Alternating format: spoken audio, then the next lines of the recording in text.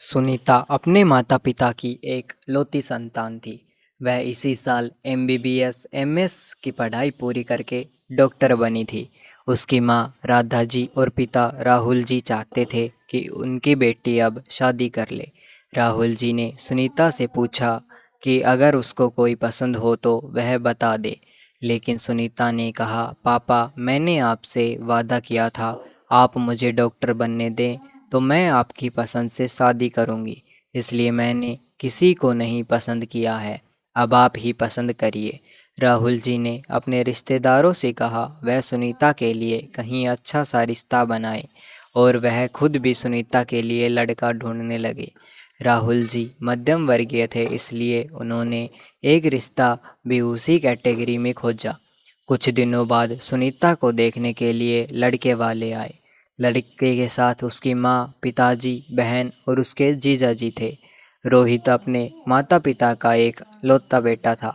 उसके घर वाले उसको डॉक्टर बनाए थे, इसलिए वह चाहते थे हमको अच्छा खासा दहेज मिले। रोहित भी एक डॉक्टर था, वह भी दहेज का लालची था। उसकी सोच सुनीता से बिल्कुल अलग थी। जहाँ सुनीता आज के ज़माने को अपना रही थी, वहीं रोहित रूढ़िवादी था और दहेज को अपना हक समझता था। दोनों परिवारों से कुछ औपचारिक बातें हुई और रोहित और सुनीता को एक कमरे में बात करने के लिए भेज दिया गया। रोहित और सुनीता एक दूसरे से बातें करने लगे। सुनीता ने कहा, देखिए मैं भी डॉक्टर हूँ और आप भी। जितना आपके घर वालों ने आपकी पढ़ाई लिखाई का खर्चा किया है, उतना ही मेरे घर वालों ने। फिर दहेज की तो कोई बात ही नहीं होनी चाहिए। रही बात शादी के खर्चे की, तो आप भी आज के ज़माने के हैं और हम भी, तो दोनों परिवार मिलकर उठा लेंगे। आप भी अपने माता पिता के अकेले हैं और मैं भी, तो जैसे मैं आपके परिवार को अपनाऊंगी वैसे ही आप मेरे परिवार को। इतना सुनते ही रोहित भड़क गया और बोला, मेरी माँ पापा ने मुझे इसलिए डॉक्टर नहीं बनाया है कि मैं सड़क छाप लड़की से शादी कर लूँ। इतना खर्चा किया है उन्होंने मेरी पढ़ाई पर, इतना भी ना मिले तो फिर बेकार है शादी करना। मैं तुमसे शादी नहीं करूँगा। सुनीता ने कहा, शुक्रिया आप रोहित जी, अच्छा हुआ आपकी असलियत अभी सामने आ गई, वरना बाद में मेरा क्या होता। रही बात डॉक्टर की, तो यह मत भूलिए मैं भी डॉक्टर हूँ और मेरी पढ़ाई पर भी उतना ही खर्चा लग रहा है। मिस्टर रोहित, आप क्या तोड़ेंगे इस शादी को, मैं खुद ही आपसे शादी नहीं करना चाहती। सुनीता ने कहा, दहेज लोगे क्या घर भरोगे। रोहित और सुनीता दोनों बाहर आए। दोनों के चेहरे और हाव भाव को देखकर लग रहा था दोनों इस शादी के लिए तैयार नहीं है। रोहित की माँ ने पूछा, क्या हुआ बेटा, पसंद है लड़की। रोहित ने कहा, माँ मैं ये शादी नहीं कर सकता, यह लोग दहेज भी नहीं देना चाहते हैं और शादी का खर्चा भी आधा आधा उठाने को कह रहे हैं। अनिल, रोहित के पिताजी, ने राहुल जी से कहा, भाई साहब मैं यह शादी नहीं कर सकता।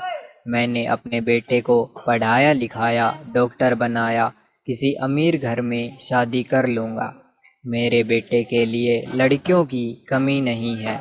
राहुल जी समझ चुके थे सुनीता ने रोहित से क्या कहा। लड़के वाले जा चुके थे। सुनीता भी अपने मन की बात कहकर खुश थी। वहीं राहुल जी अपनी परवरिश पर फूले नहीं समा रहे थे। आज मैं अपनी बेटी पर गर्व कर रहा था, अपनी बेटी के फैसले पर गर्व हो रहा था। कुछ ही दिनों बाद सुनीता की शादी उसके साथी डॉक्टर कमल से धूमधाम से हुई। कमल भी एक लौता बेटा था। उसने सुनीता की सभी शर्तें मानी और साथ में सुनीता से वादा भी लिया कि तुम जैसे अपने परिवार का ध्यान रखती हो, वैसे ही मेरे परिवार का ध्यान रखोगी। जितना इज्जत अपने माँ पापा को देती हो, उतना ही मेरे परिवार को दोगी। इसने भी अपनी सहमति जता दी। कमल के माँ पापा फूले नहीं समा रहे थे चांद जैसी बहू के रूप में बेटी पाकर, और वहीं पर राहुल जी और राधा जी भी बहुत खुश थे हीरे जैसा दामाद के रूप में बेटा पाकर। दोस्तों, हमारे समाज में दहेज प्रथा एक कानून अपराध है, फिर भी लोग दहेज लेने को नहीं चूकते, दहेज पर अपना हक समझते हैं। कुछ जगहों पर तो इसका विरोध हुआ तो बंद हो गया, लेकिन जगहों पर अभी भी है। मेरा मानना है यही प्रथा बंद होनी चाहिए हर जगह पर।